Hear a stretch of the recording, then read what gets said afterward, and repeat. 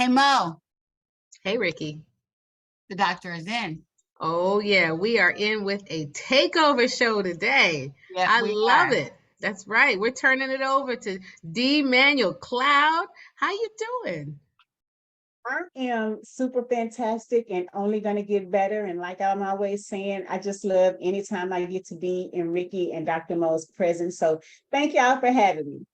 We're so glad you're here. It's been a minute. We're so glad you're here, and I'm gonna get to Mhm. see her next week because we're gonna be in Houston. But we're so glad you're here, and we've been talking about doing this for a while. Love it.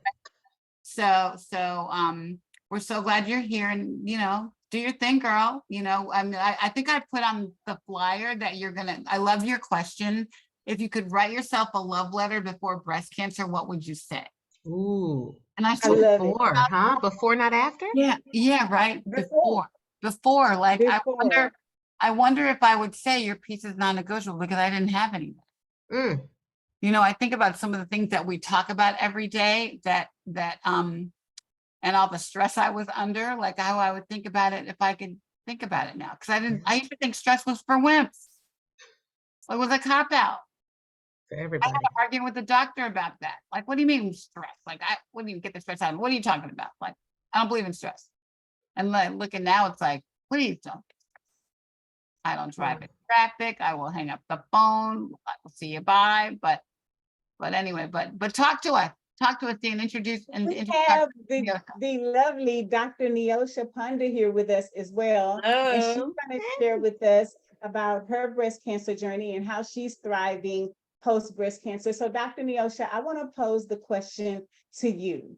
If you, on this side of breast cancer and knowing what you know now about breast cancer and everything that you went through, if you could write a letter to your younger self about your experience, what would it say? But tell your story first. Can you tell your story first? And you're Mia. Tell us your story. So, yeah, hello. Nice to see you all. I have met Dr. Mo and Miss Ricky in various breast cancer settings. I kind of rolled up on Dr. Mo in probably not the most appropriate way. Like, I'm coming to your farm. So See you September. Bring it. I would love to do that. I'm a C. Oh, that's great. So yeah, I was diagnosed with stage 2B invasive ductal carcinoma, ERPR negative, HER2 positive, 1 year after I earned my doctorate from Howard University. So I graduated from Howard in 2016 after spending Obama's whole presidency in grad school because I did my master's and PhD back to back. And I discovered Clarence, and Clarence was a 2.8 centimeter tumor in my left boob, about 8 o'clock. And he's officially Black History. Clarence. Oh, we named him. We Why named did we name him everything. Clarence? Clarence was always that annoying kid in school that wouldn't go away. So not named after Supreme Court Justice. Never mind. Keep Oh, going. absolutely not. I don't give him any energy, honey. I do not. Well, we want Clarence to go away. If he never went away, that's not good. That's a good point. Keep going. Keep going. That's all. I'm just pointing out, Yeah. obvious things. so yeah, I am I don't have family history, and when I learned the statistics and everything, I was like, well, why do people keep asking me that then? Because only 15% of survivors have a family history. Like, no, I don't have a family history of breast cancer, but people in my family have had cancer, but I did genetic testing and all of that. I did it twice, and no, it was just me. And I'm gonna forever say it came from my deodorant. I'm just gonna forever say that. And what kind did you use? Secret.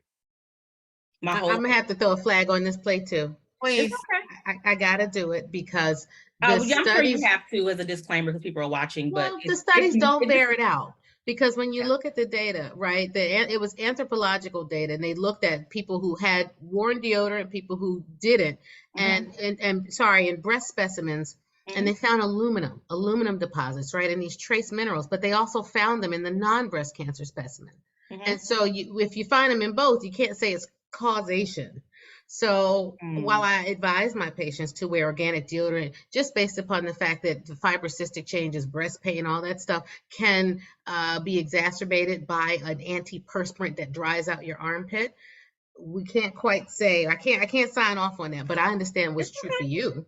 Yeah, And I oh, for think sure. that if It was that's my your first only time. risk factor and that's all you could find, but you know, cancer happens to the people who are, I see them, they're Right. earthy, crunchy, they drink alkaline water, they have 0% body fat, they're vegans and whatever Mhm. else, and Absolutely. it still happens. Sugar Mhm. cancer. Yeah. Yeah. Yeah, yeah, definitely. So Yeah. I was just adjusting my boob in a tank top one day and I felt him and he was very pronounced.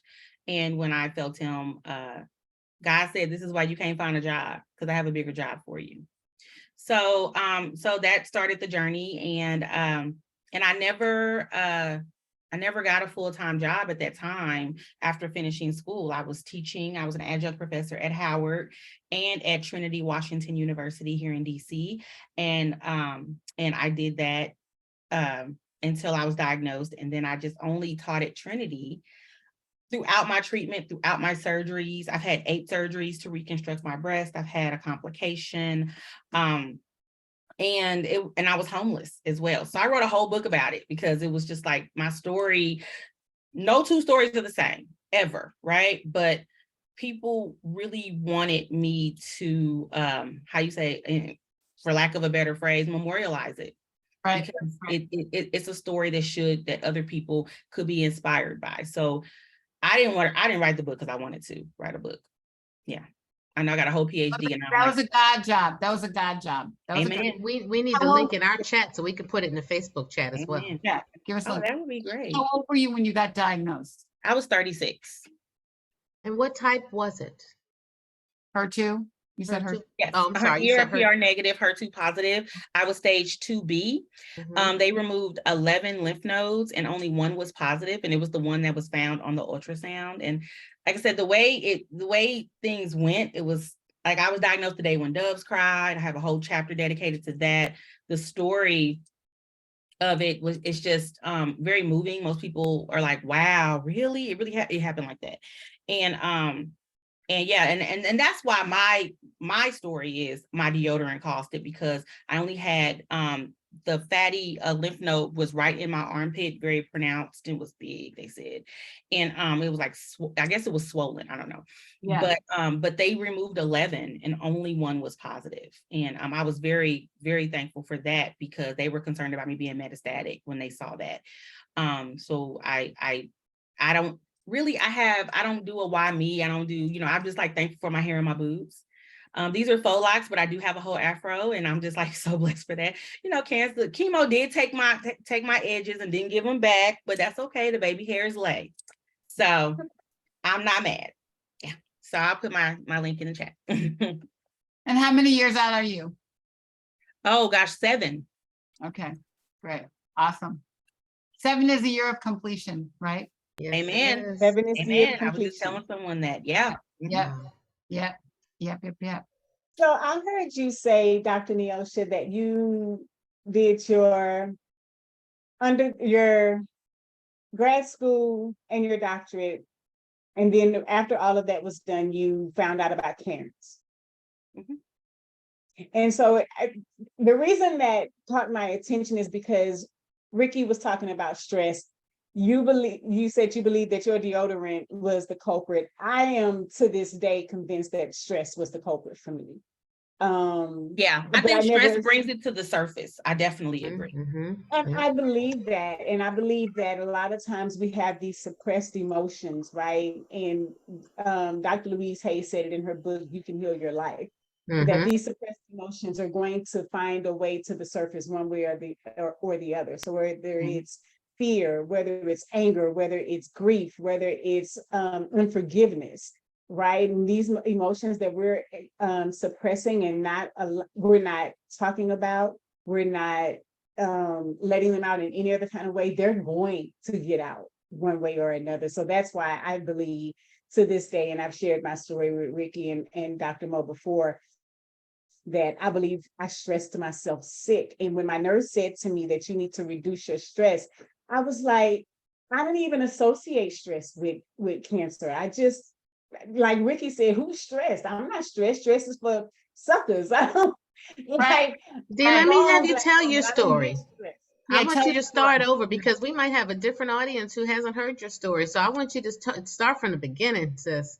Absolutely. So like Dr. Neosha, I was diagnosed at the age of 35. And I had stage 2 inductal carcinoma, HER2 negative. And like Dr. Neosha, absolutely no family history of breast cancer. We did the BRCA testing and the whole nine. And so, but what I was in an unhappy marriage. I was at a job that I was unhappy with. I was suppressing the fact that I was a lesbian because my family was ultra religious and wasn't nobody trying to be excommunicated. Right? So there were all these things that I was suppressing. And I'm a 2-time breast cancer survivor. So this first divine tap on the shoulder didn't get my attention. When the doctors laid out the plan, I'm like, great, let's do this so we can get this over with because I got other things to do. Right. But what I did and what I want to caution ladies against is I went back to the exact same environment. And the way I explain it is this: the exact same environment that caused the cancer in the first place. I went right back to the unhappy marriage. I went right back to the unhappy job. I still kept lying about my sexuality. I was still suppressing all the things. And it wasn't until my nurse said, you really need to reduce the stress in your life. And I'm like, okay, first of all, how do you know I'm stressed? Because we don't talk like that. Right? Because I know I said I was stressed. Where'd you get that from? But I imagine maybe she has seen enough cancer patients to know stress when she sees it, right? And I'm sure it was written all over my face. But she got my attention, and I got the courage to really stop and take a look at my life and say, okay, the first time we went right back to the same situations. What can we do differently this time? So I found the courage to use my voice. I found the courage to finally acknowledge that I was unhappy in the marriage, even though I was afraid of what it was going to do to my kids. I was afraid of hurting my former husband, but I had to choose me, right? And not out of malice. And I remember saying that to my former husband, like, I'm not trying to hurt you. I'm trying to help me. Right. And so I'm not trying to hurt you. I'm trying to help me. I love that. I wish more people would look at it that way, right? Like that right there is a powerful statement. We got to put that in the chat. I'm doing it right now. I'm not trying. One more time for the people in the back. One more time for the people in the back. I'm not trying to hurt you. I'm trying to help me. And I knew that I couldn't go back to the same environment yet again. That second divine tap on the shoulder was like, okay, girlfriend, I don't think you heard me. I think it's time for you to shift, right? It's time for you to stop lying about who you are. It's time for you to let that man go so he can find somebody who loves him the way that he loves. And it's time for you to get out of that environment that's toxic at that job, right? So though that's my testimony, I truly believe that I stressed myself sick. And so my word of caution to the ladies who are going back to the same environment, look at the things that are causing you to be unhappy. Don't hold on to unforgiveness. Don't hold on to grief. Get some support and find how you can overcome those emotions that you're suppressing. So how many kids do you have? Say it again. How many kids do you have? Talk about your family. I have 2. I have a 32-year-old son and a 23-year-old daughter. And the only way I can remember that is to transpose the numbers. Hold up. You got a 32-year-old what? Right? I have a 32-year-old son. And listen, I'm not going to sit here and act all mighty. It's like folks can never believe I have a 32-year-old son. And it drives him crazy because when we're together, they think he's my boyfriend. Right. I know he's really cute, right? Yeah, I can see that. He's though, adorable, if I do say so myself. But you look every bit of 35.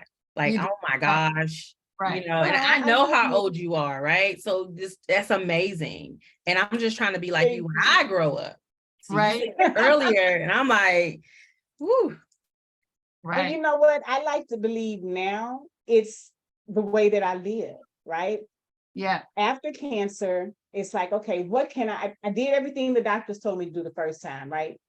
I did the radiation, I did the chemotherapy, I did the lumpectomy, I did everything they told me to do, and here we are, we got cancer again. So then how can I help me? So that's when I started researching and studying, and I found out my diet was trash, but everybody's diet around me was trash. So there wasn't any, it's like everybody eats poorly. Like what's the problem? This is how I eat. They don't have cancer. I wasn't moving my body unless I was trying to get ready for a party or a vacation. I wasn't active. And again, I wasn't doing anything about the suppressed emotions. And I believe that, to me, those are the three keys to staying healthy post breast cancer.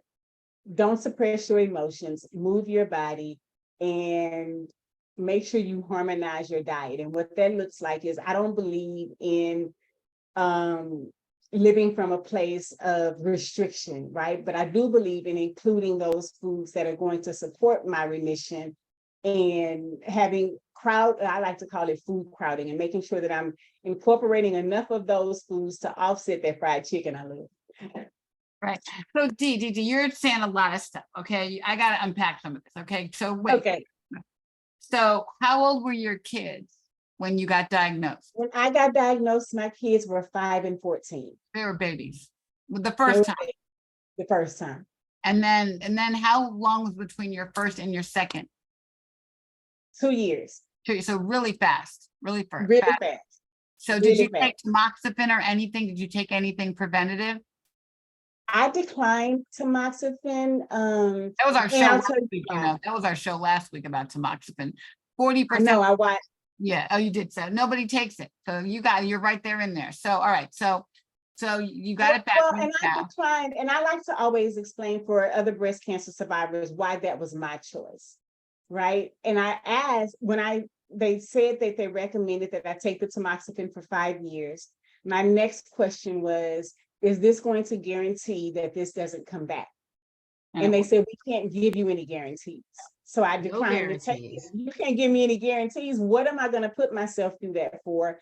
I'll cross that bridge if I come to it when it comes back. But I also knew that I had enough education now to help myself, right? And I knew that I was going to do the things that I needed to do to help myself. So that's why I declined. Yeah. Here's what I heard that's really important in what you said. You said that you had considered that if it came back, you would deal with that, but that you were going to do every single thing else that you could do to reduce the chances of recurrence. And I think that's the piece that a lot of people miss.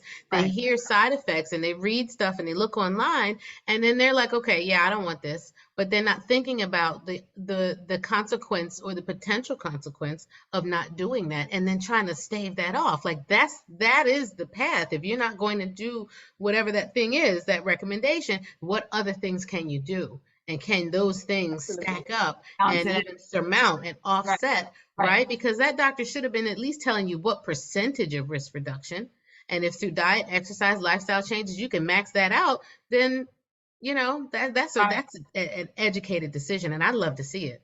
Yeah, that counts. But also, I think nobody also probably told you the statistics that Black women have 3%. I won't say that they did, because I think that during that time, 15 years ago, I don't think they knew as much as they know now. Yeah, they probably didn't. They probably didn't have the data. But I mean, I think they had some, but it still wasn't relevant to Black women. So there's that.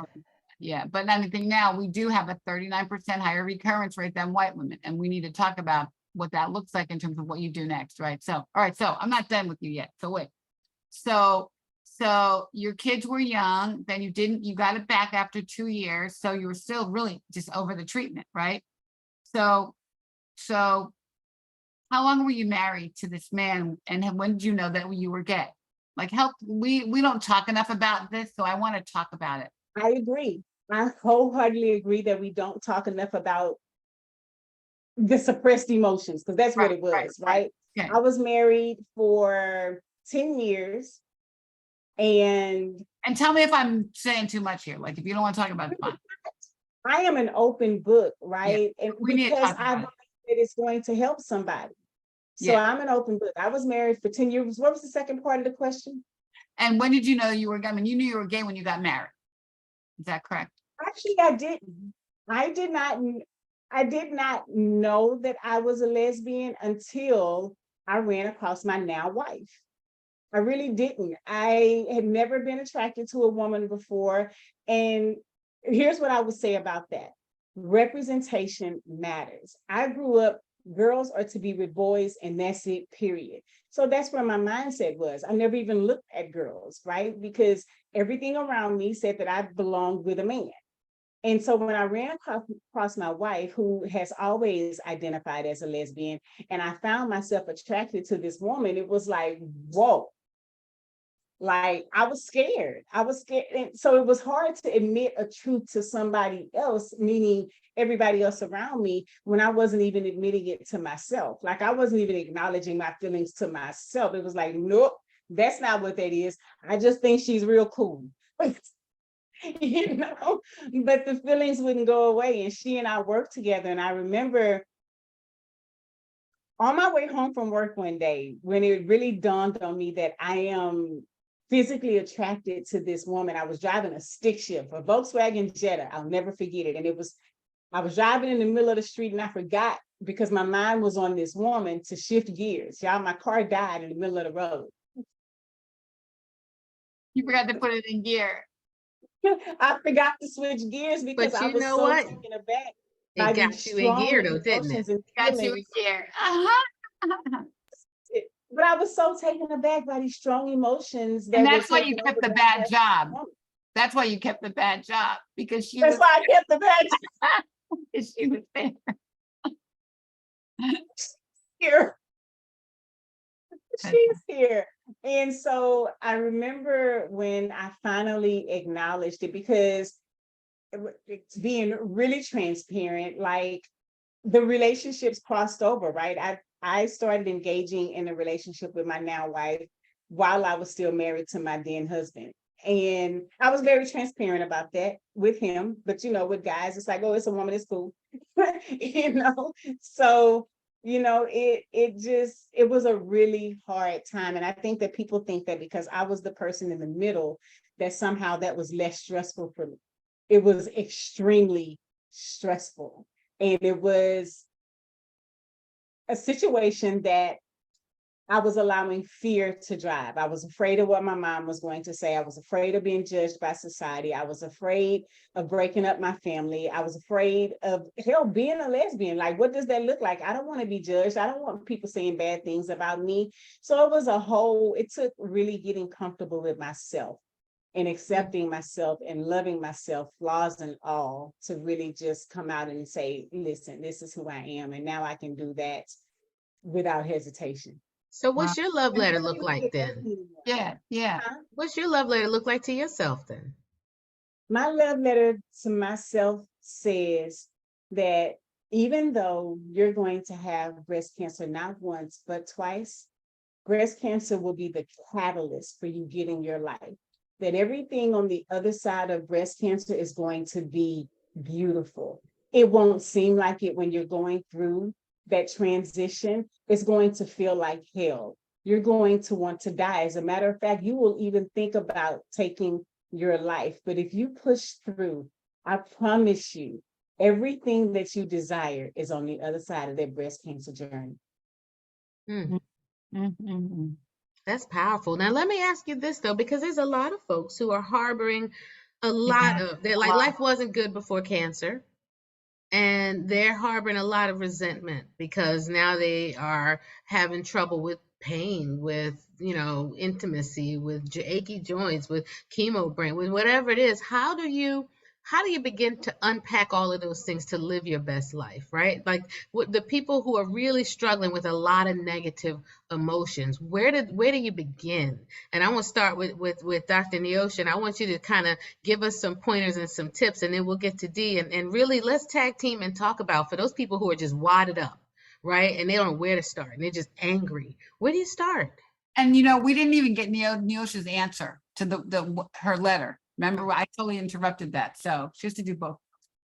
So the answer would be really on the spot. I wish I would have had like a minute.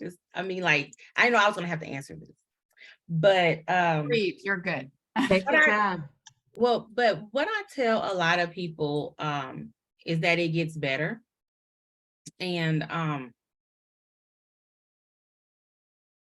keep the faith, and I believe that I never lost my faith.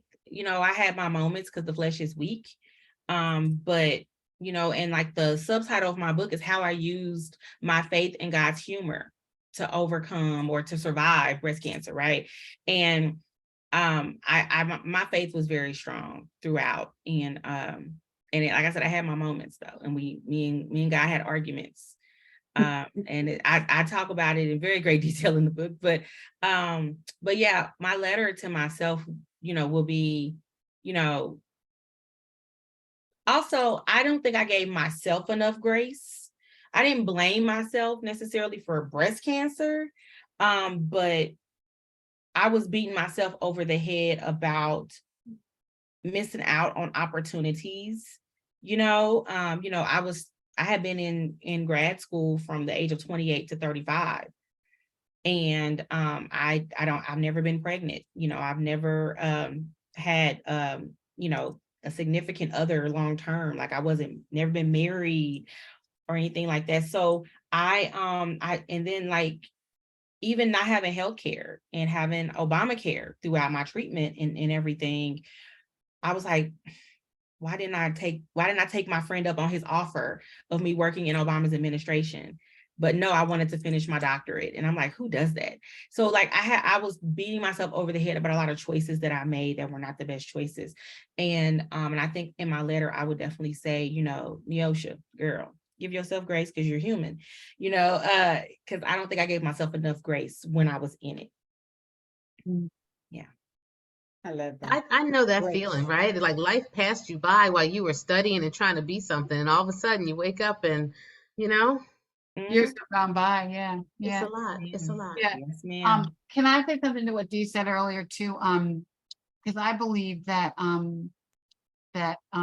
my breast cancer freed me from a bad marriage. And I often wonder if I would still be married in a bad marriage today if I hadn't gotten sick. Right. So it was like my ticket out. And it changed I changed everything about my life. I talk about this all the time. I found that my peace is non-negotiable, and I sold my house. I moved, I got divorced, did all these things in 1 year, while I was on chemo, which is crazy.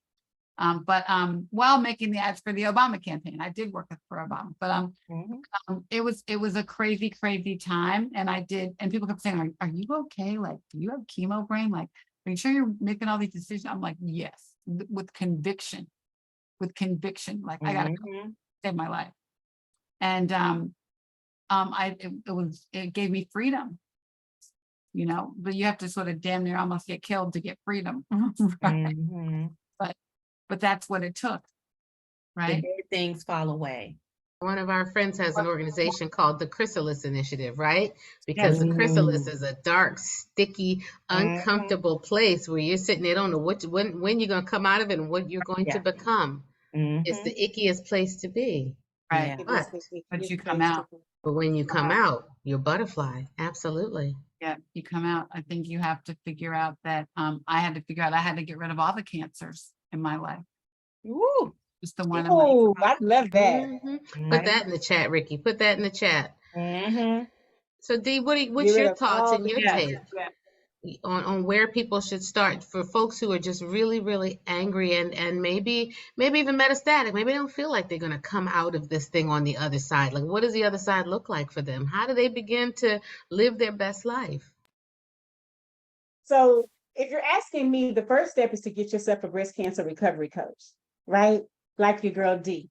But it really is an introspective work. And I think that too often we look for outside things to fix us or to make us better, to make us whole. But I think that when we learn that we are perfect, whole, and complete just as we are, and we start to introspect and realize that our power comes from within, and stop allowing other people to make us come out of character, or the best way I can explain it is I heard someone say one time, I match energy, so you get to decide how we're going to act.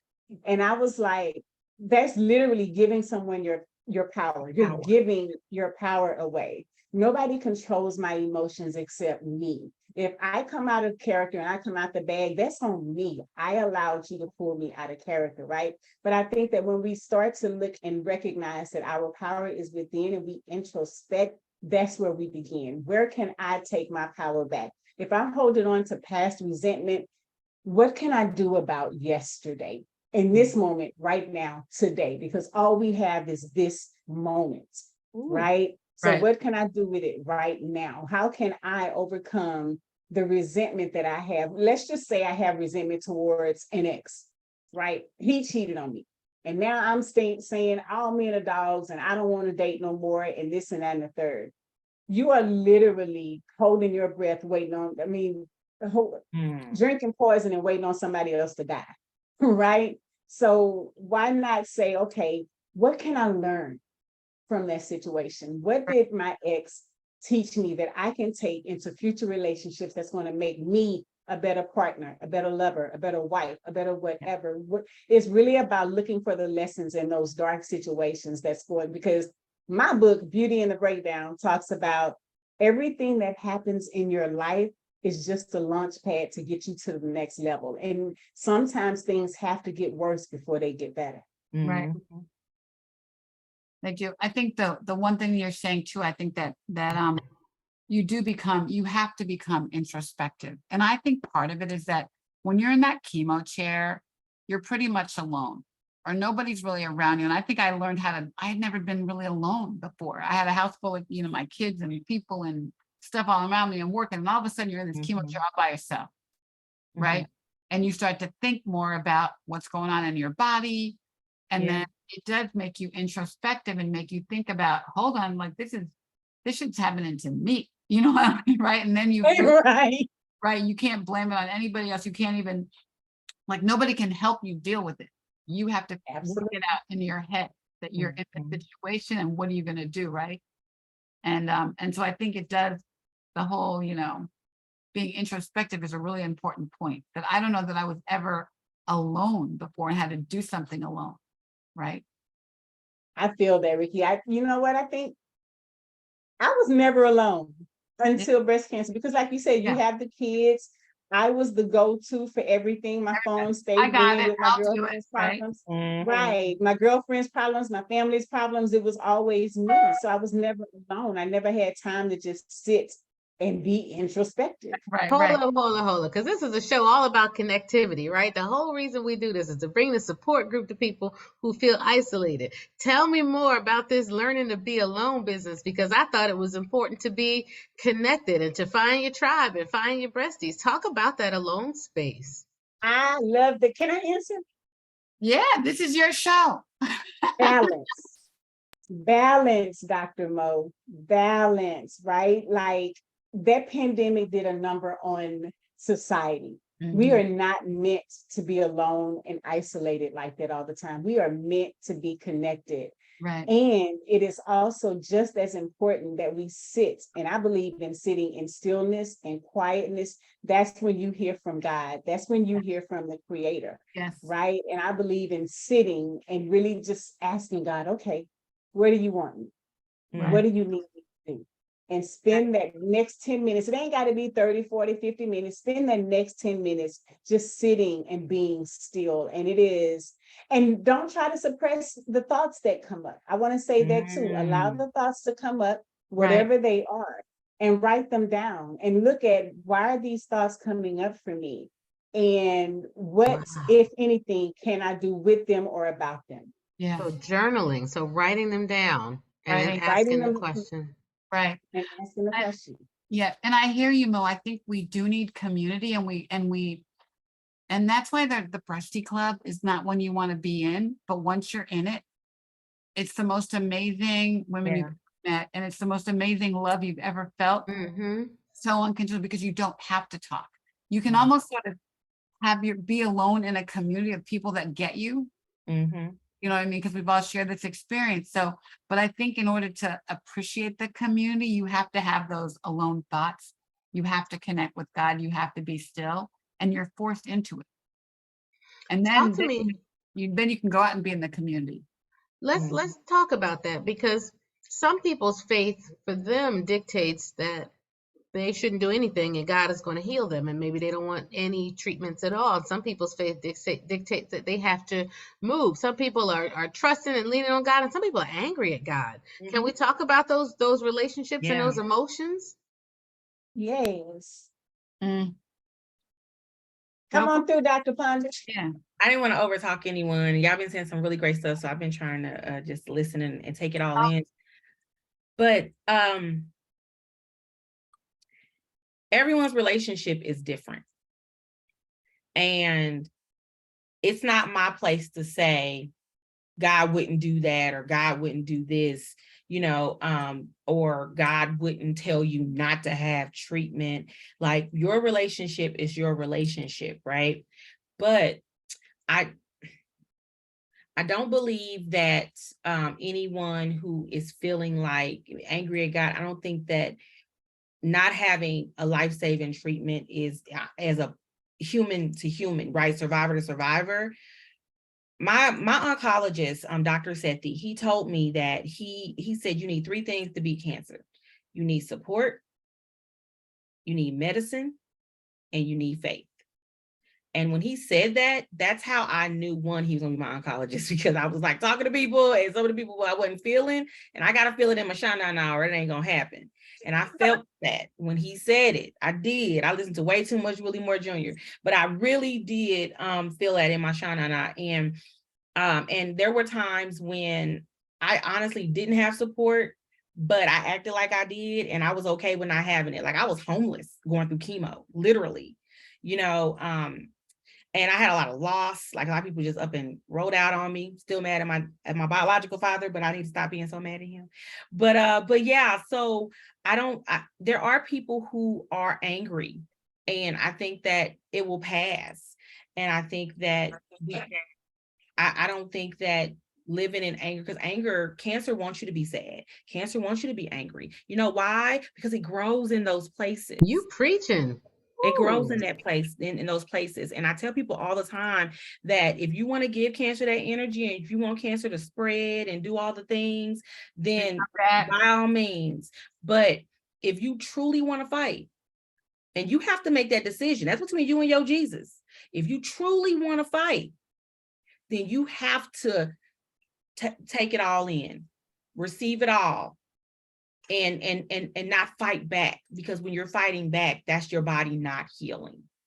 So it saddens me when people are in that dark place and they don't come out of it. And I had a radiation burn for a whole year, and I never talk about where I got the treatment or who the doctor was and whatnot, because God said you're still here. Because I talked to a lawyer and everything, but my burn was so severe. Doctors had never seen a burn that bad. And Dr. Mo, when I visit your farm, I'll show you pictures and everything. Well, actually, if you Farm, I love it.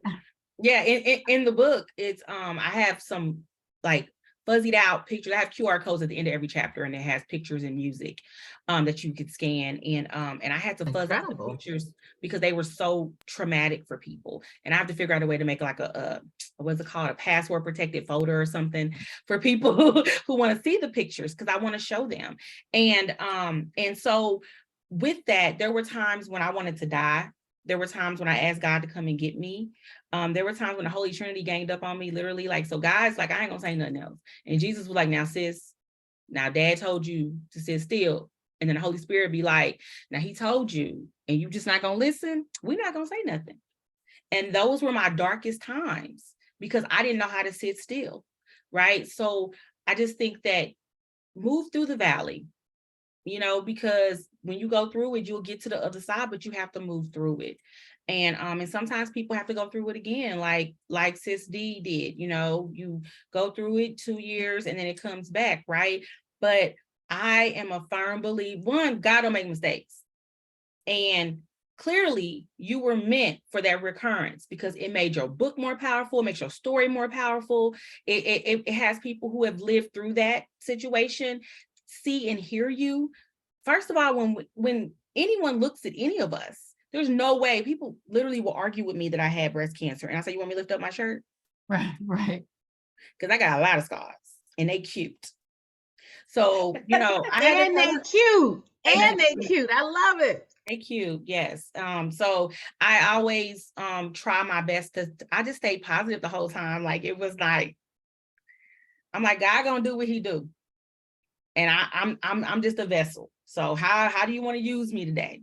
If at chemo that day, I'm listening to music and singing, and all the old ladies in their own chemo chairs, you know, we have our little curtains pulled, and they're like, oh, she over there sleeping today. But then the next time, I'm probably like trying to read Lovey Ajayi's book at the time and fall asleep, you know. No, I mean, so 6 rounds of chemo, I probably slept through 4 of them. So I had a party. I'm not I mad had a at that party. either. Yeah, I had a party. But I do agree with you. I mean, I felt like I had to relinquish my faith. And I said, okay, God, we're jumping off this cliff. You got me, because I don't know where I'm going, but we're jumping off the cliff. Here we go. Right. Yep. And you have to just give it to God at some point. I think that I feel sorry for the women that struggle with their faith. I feel sorry with it. And, you know, mine is a spiritual gift. I know it's crazy. I sleep every night like a baby. If I'm worried about something, everybody needs to run, because some bad stuff is going to happen, because I don't about anything. And, but I feel sorry for Love that about you, Ricky. no, but I feel sorry for people that struggle with that, because Hashtag unbothered. and you just gotta let it go. You gotta let it go. You know, it's Absolutely. and I think about, that's when I tell people, take a walk, go outside, because there's so many things that are bigger than you. When you see a tree and a flower and a dog and the grass growing, like, how does all this happen? It's how do you, Yeah, but they're so wrapped up in their own that they're not noticing that. They're not noticing the trees, the birds, the dogs, the cats, the flowers. They're not noticing any of that. They're so in their head. Yeah. And like Dr. Ponder said earlier, and the why me? Well, why not you? why Who not else you? would you rather it be? Why not you? Why not you? You can't go there. Yeah, who else would you rather it be? You know, so Right. because Who would you wish it on? Right. who would you wish it on? So the at the end of the day, I think it's important for us to understand that for me, it was a faith tester, right? Because like I literally wanted to take my own life, not because of breast cancer, but because of the fear of living as my authentic self, right? And You had a so, lot of stuff going on. You had a lot of you stuff. know, People underestimate stuff. that fear of coming out, because you don't just do it once. You have to do it in every single setting with everybody who knew who you were and what you did. They were at your wedding. They were, you know what I mean? It's your church, your work, your home, your family, your friends. Yeah. Dr. Mo, I had been separated and divorced from my husband for years. And do you know people still felt the need to come up and tell me how he was doing and what he was doing? You know, so it was a constant. Peace and blessings, right? Thought and prayers. Right. It was a constant thing. And so I think that for me, it was a faith tester, and to really ground myself in my spirituality and rely on that faith and say, you know what? I know God's got me, and really give it to God and let it go. Give it to God. And really give it to God and let it go. And for me, like, I don't think if God is some big ominous man in the sky. Like, I think this is God. Work. You know, this All right. is Well, God. let me ask you another hard question though, because what about the agnostics? What about the people who don't believe anymore? What can they do, or how can they live their best life? That is a great question. Dr. What do you want to answer? You want me to go? Well, when I was writing my book, because as I shared, I don't know if we were already on or not, but I have adult ADHD, and I think I had ADHD my whole life, to be honest. And I was called it bad kids when we were kids. They called it talkative kids. Yeah. Oh yeah. My line name was me. It was a daydreamers. I was a perpetual daydreamer, and I had it too. Yeah, exactly. So I was definitely a talker. I still am to an extent. But yeah, my line name is loquacious, and I'm unapologetic, about it. I feel like it is a gift. But I also found that when I was writing, I knew that I was going to struggle. That's how I knew that I needed to talk to my doctor when I was writing my dissertation. And when I was writing my book, I was in an ADHD support group for Black women on Facebook, and we would do these co-working groups, like, little Zoom, somebody open the Zoom and drop the link in the chat and things like that. And one of the young ladies, and I still consider her a friend, she lived in Bermuda, And she would always stay on with me. She was painting her house while I'm working on my book, you know. And when it was time to do the crowdfunding to fund the publishing, you know, and printing, she just was like, I don't feel comfortable, you know, reading your book because I don't, you know, I'm agnostic. I don't have a belief. And she was like, so how do you tell people who do have a belief? And I was like, you know, this is my story. I'm not trying to bring y'all to Jesus. This isn't a holy roller book. You see, here in DC, there's a small business owner. Her best friend is my soror, and she lets people do pop-ups. And I was rejected when I submitted my application to a pop-up at her store because they don't allow people who have political, religious, all these different things. Wow. But all that young lady who looked at my email saw was God. So I followed up with her, and I don't think she read my one pager, but that's okay. I'm a teacher and I try not to put that on everybody. So I followed up with her, and I told her that if you actually, you know, read the one pager, but see what the book is about, right? But my tag, right? So my tag is how I use my faith, right? And God's humor to survive breast cancer, not how you gonna use your faith that you ain't got, you know. So reading is fundamental, y'all. Like, you know, this is my story, right? Oh, I can't love that enough. She's You know, though, you know what, though, one of my neighbors, Sharon, I've talked about her, Mo, she's starting radiation now, and she's and when I started talking faith to her, she has faith, but Jewish faith is different than Christian.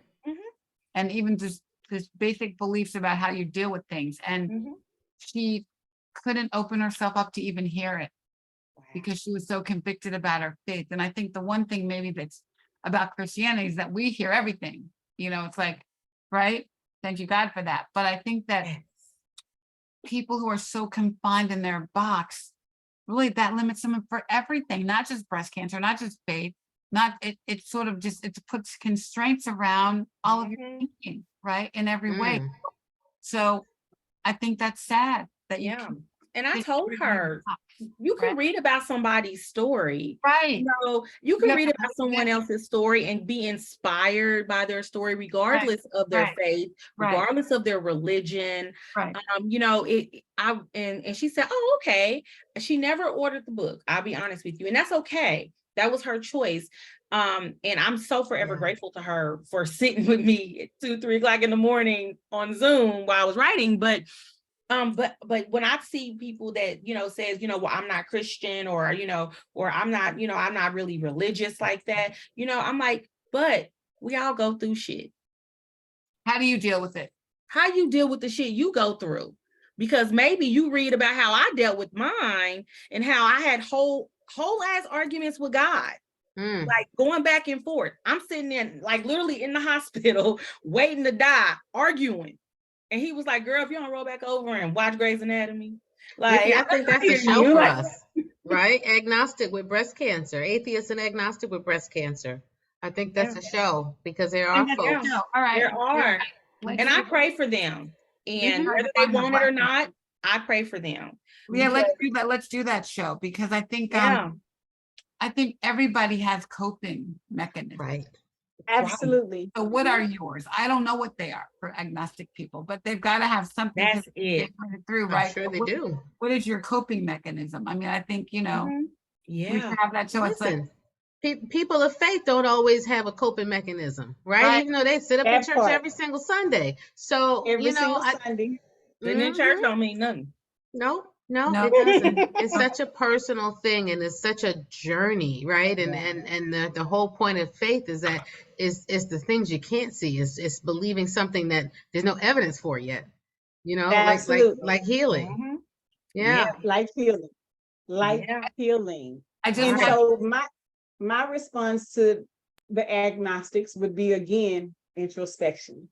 Right. So ask yourself, what can you do about this cancer right now? Right. And what grit are you going to rely on to get you over this hurdle? And it may not, it may not be God, right? But Yeah. what you guys, they have something. And so I'm really, really intrigued by the show because I'd Yeah. like to know. I've asked my nephew, he ain't got breast cancer, but he's an atheist. I'm going to ask him how he deals.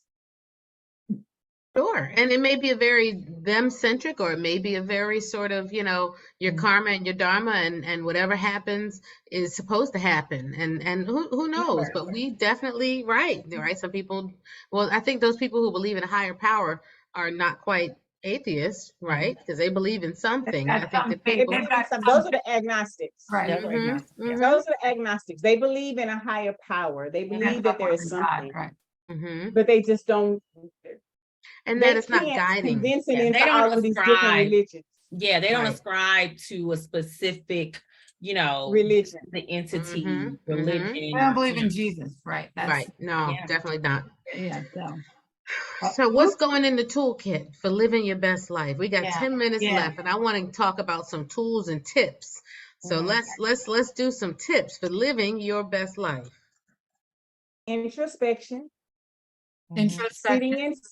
sitting in silence. You get you a 10-minute sitting in silence. And I do it daily, but start somewhere. Mindfulness. Ooh. Yes, the mindfulness is a Tell me big more. piece. Journaling. Once you're sitting in silence and those thoughts come up, journal them. You want to know what those thoughts are. That's my And struggle. really look at them and say, why am I thinking this? Right? What do these thoughts mean for me right now? Mhm. And go from there. And get yourself a nice little old breast cancer recovery coach. Like you. Like D. Like Tell us this. more about that and some I success love that. stories. I love that recovery coach. Mhm. Yes. Well, because I realized for me, I believe that there's a gap. As a matter of fact, I know there's a gap, not believe. I know that there is a gap because I'm talking to breast cancer survivors. There is a gap between when you finish treatment, in Houston, we ring a bell, right? When you finish treatment. Yeah. And when you finish treatment, all of that support that you had, Woo. they're about to get back to their life. And I'm not blaming them, right? Because a Yeah. lot of people put their lives on hold to care for us. Caregivers don't get enough credit. But Yeah. they go back to their lives, their kids, their husbands, their schooling, or whatever it is that had their attention before you got sick.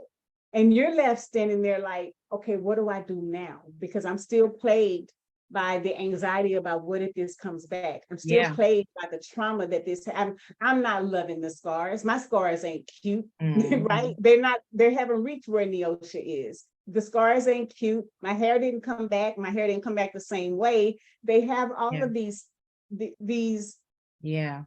the soup that they don't want to eat, right? And so what I'm going to help you do is dissect that soup, right? And we're going to dissect it and we're going to find out what the ingredients are so that you can better understand where you are on this journey so that you can make the rest of your life the best of your life. And I want to just echo what Dee said. You do need a breast cancer recovery coach. I know I wish I had one. It was a time when I missed being sick. Who misses being sick? Wow. I did. I missed it. Wait, talk about that. Take That's a some minute and just vulnerability right there for us, Dr. Neil. walk us I through that, did. because I got through it, but I missed it. More people are feeling that than they're admitting. Yeah. So Absolutely. I'm a 7-year survivor, and I want to say right around year 5, and this was like pandemic, close, like right around coming out of the lockdown part, but still in the pandemic. And it was just kind of like, I live alone. I'm very extroverted as well. So I'm depleted at home. I'm chilling, watching TV or something. That's when I'm around people when I get my energy. So and I have a chapter in my book called It's Lonely at the Top, because I didn't know what to do with this PhD and all this knowledge I had been working for. And then on top of the PhD in communication, culture, and media, I got a PhD in cancer. What am I going to do with this? I didn't know who I was or what I was going to do. People didn't see me the same and they treated me differently. So these are all things that you go through, especially for me anyway, it really hit me at the 5-year mark because I had surgeries the entire time leading up to that. So I was going through homelessness, not knowing if I'm gonna have my bills paid, moving all the time. And then I had 6 surgeries. I had 5 in 2018 alone. So, Wow. I had to go through all of that. So yeah, I will say that I wish I had a coach. I couldn't be a coach. People have said I should be a breast navigator or something. That's not my ministry. But I'm gonna lift up my sisters like Dee and some others that I know, because one, y'all should have a show just with breast recovery coaches. I really think that, because there's going to be way too many people for one person. And They'll be and, but calling. while that's we a need to blessing, find them, because I know there's a lot of life find them. coaches and wellness coaches, and everybody's a life coach all of a sudden. But a cancer recovery coach is a different beast. And I'll connect. I'm sure you know the person I'm thinking about, Dee, but I'll connect you. But yeah, so I just think that having a coach, and I'm gonna echo it, is it really lifts that burden. Absolutely. It lifts that burden. And to I know think you don't have to walk the journey alone, to have somebody to walk the journey with you that's already been where you are, and to hold your hand and to validate you, to tell you you're not crazy because you miss being sick, to tell you that you're not crazy because you don't love the scars, you're not crazy because you don't feel mentally like yourself before breast cancer. You are perfect, whole, and complete just as you are, but we need to unpack what's keeping you stuck. Yeah. One scar at a time, right? One scar at a time. Yeah, I don't think we pay enough to our mental and emotional state. And Absolutely. I think, and actually, when you say recovery coach, I think you need that same coach during treatment. I mean, I think you have the recovery is once you sort of finish the treatment, but there's something that to be said about getting a coach while you're in treatment. And I think that's what we do for each other as breasties and our support. You know what I mean? But I wish I had a support group. You need that all along. But I do think, we have to think about our mind and our emotional state are part of the healing that we have. And we don't, to Ricky's point, we don't pay enough attention to that, to our emotional state and our emotional well-being and our mindset, right? Because this is where all of our experiences live. Right. Up here. It ain't happening down here. No. It's all happening up here. That part. And we're in mourning. Especially when you're 35 and you lose your hair. I think we've been mourning for a while, and you sort of work your way out of that mourning and say, yeah, I didn't need those body parts, or my little fake boobs are bigger than the ones that tried to kill me, or whatever, however. Absolutely. Right? You have to work your way back to the best of who you are, right? Yep. Whoever we are. Wow, this is great, you guys. I think that I think we should really start to think about our metastatic sisters. I don't want to leave them out, because they ring the bell. What is their recovery? And what does living your best life look like? I think we should have Jamil back and have some of our chrysalis sisters and let's talk about that. And Deltra, right? Because it is possible. We know some of our sisters with metastatic disease who are rocking out. Look at Terlisa, she's 20-something, 27 years. 27 years. Yeah. TNBC and literally living her best life every single minute, not every day, every minute, every second. Right. And Sheila. We love to see Sheila. Exactly. Living her best life. Where are you? I'm at the Beyonce concert in Toronto, so. She done been to see Usher a couple times. Listen, I think she's trying to go back to Usher. I mean, my God. So Usher was awesome. Usher show was awesome. I thought that it was, yeah. It was good. That was a good show. Though, when you're kind of living to your next progression.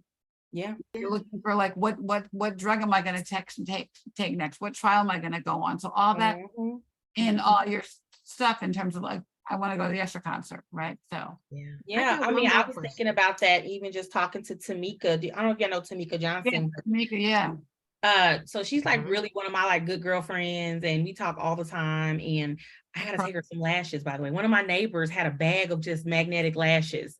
That reminds I me. want those. Yeah, she just, because I'm in a buy nothing group, y'all. I love it. I live for my buy nothing group in my neighborhood. It's like really, yeah, it's like one of those gentrifying, but not quite I love neighborhoods. that. So we got a lot of good stuff. But I was just talking to her just about, looking forward to certain things. And I think, there are some, like Tamika, who has a child, right? She has a daughter. Her So daughter, Precious. her daughter keeps her going. And even though Jonelle is not metastatic that I know of, but she brought her daughter out here for the taping last week with Mama. So Tamika and Jonelle's daughter got to hang out because they don't get to hang out with other kids that have moms with breast cancer.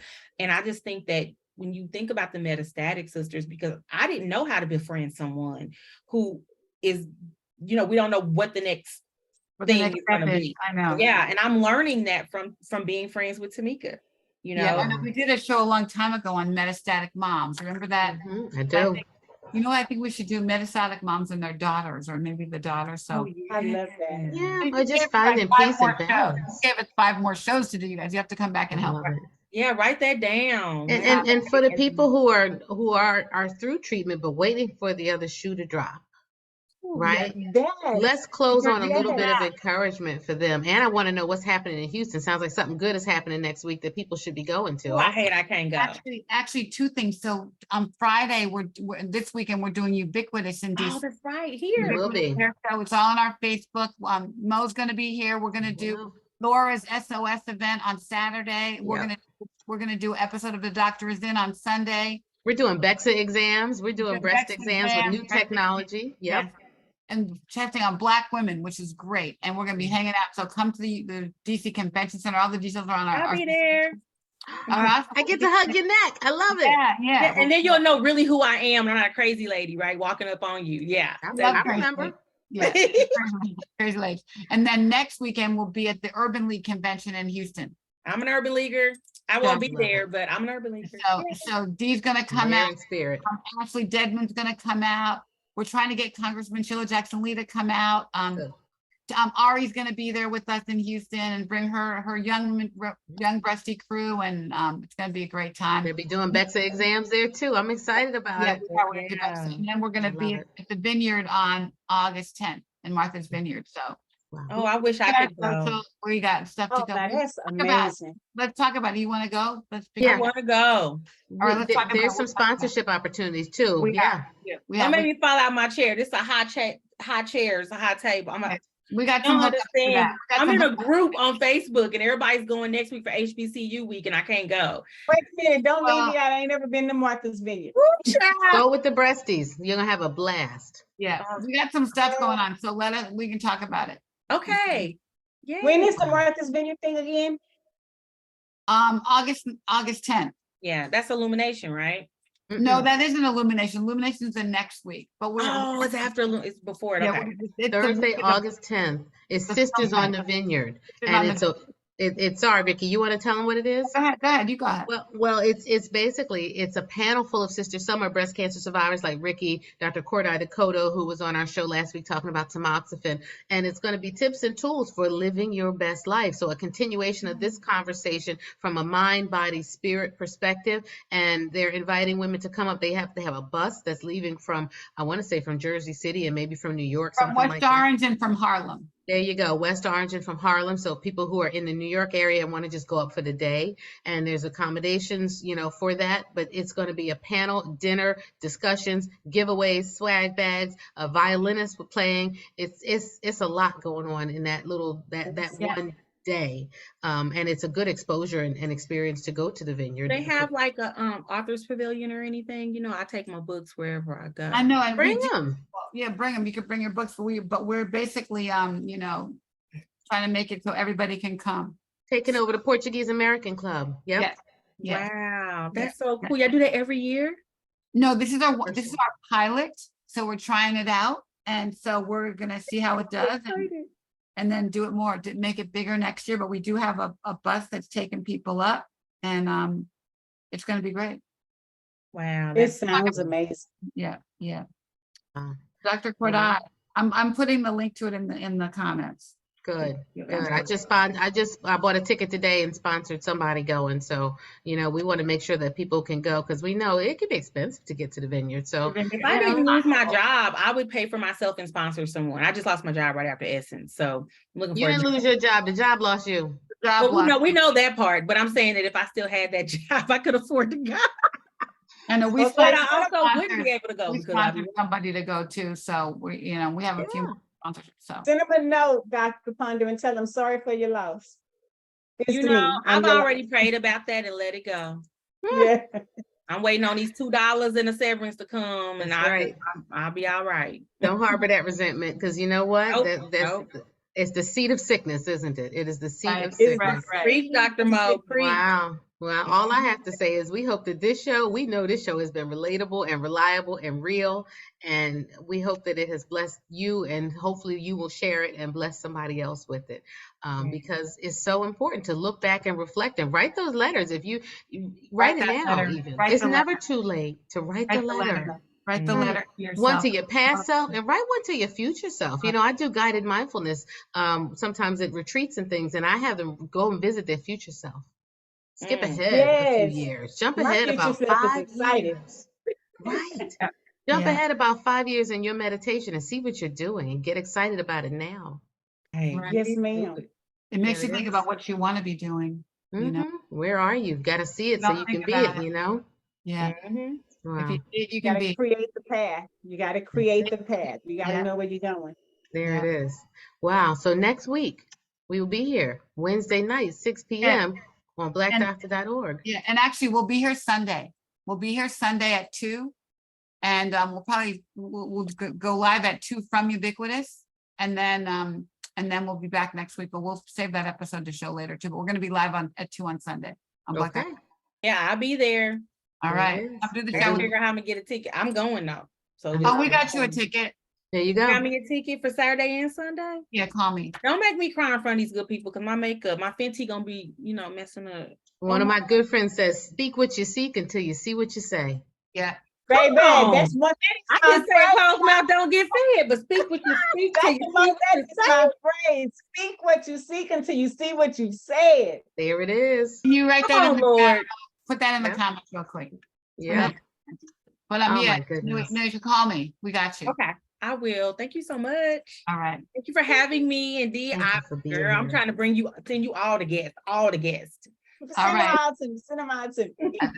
And go to, if you need a recovery coach, you got Dee. I put her stuff in the chat, in the Mhm. comments. So you already said your line about reliable and stuff, but we're supposed to say goodbye. Yeah, we don't want to hang up. Oh, we redoing that? Okay, so listen, we know this has been relatable, reliable, and real. That's what we do every Wednesday night, and especially with these amazing humans right here, right? The doctor is in. We'll Dr. see you. Finn. Thank Breasty you, love. Andrew. Thank you, Black Doctor. Breasty love. Thank you, guys. We'll see you soon.